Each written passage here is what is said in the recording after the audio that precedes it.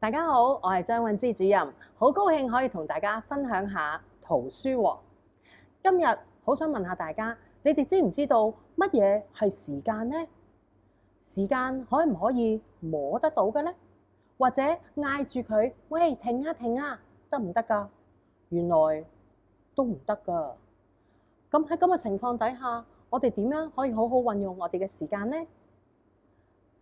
同時，大家又知唔知道，當我哋講緊嘢、做緊嘢嘅時候，時間都係1秒、1分鐘、1小時不斷喺度過去呢？呢一本書就可以話到俾我哋聽，究竟乜嘢叫做時間？好希望大家可以有空間嘅時間去圖書館借閱呢一本叫做《時間的故事》，同我一齊分享下你哋對時間嘅看法啦。多謝。